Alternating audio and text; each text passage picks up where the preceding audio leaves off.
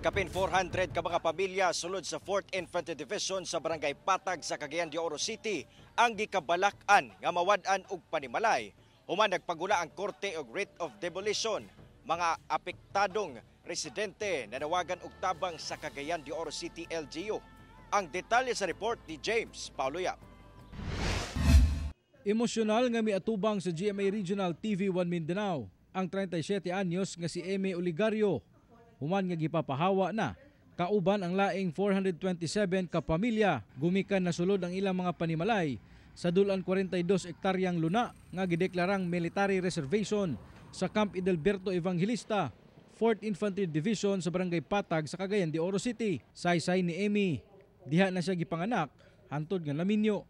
Manginadlok sila nga kuano ng kuryente.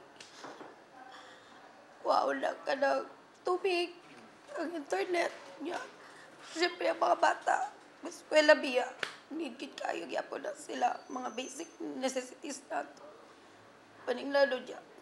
Loy lang ko sa kumama, sa kong ginakalat kay mga senior citizen na biya.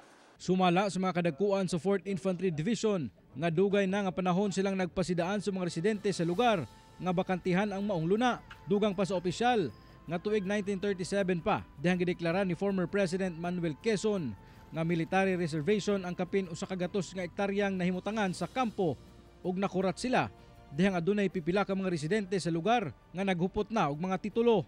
Nagkaroon ng desisyon ng korte, yung Regional Trial Court na pinaboran ang civilians, no? Pinaboran. So, umakyat tayo sa Court of Appeals. Ganun pa rin, pinaboran din ang mismong ang mga civilians. So tayo we elevate the case to the Supreme Court. And for the longest time, for more than 50 years nga, so November 2013, the decision of the lower court and the Court of Appeals was reversed and set aside. Dugang pa sa mga opisyal nga midagan pa og siyam ka tuig, sukad nga nagpagawas og mando ang Korte Suprema.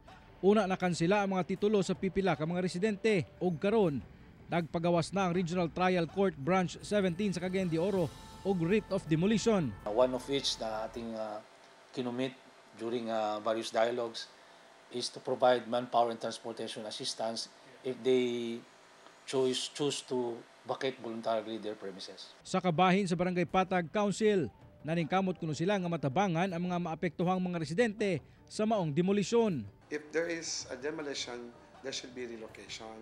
And that is what I stand for. Our city mayor, Honorable Rolando Clarex, is also working for the relocation sites as he promised. And what I am also doing here in the barangay is we're also facilitating. Gani, ang ato gani, mga NPA, pag once mo balik loob, gina sila, tagaan gina sila og plaster. Na, musa na lang kami, nga nag-serve, magyapon ang ginikanan. Kauban si Roland Kanya sa kamera. Ako si James Paulo Yap para sa One Mindanao.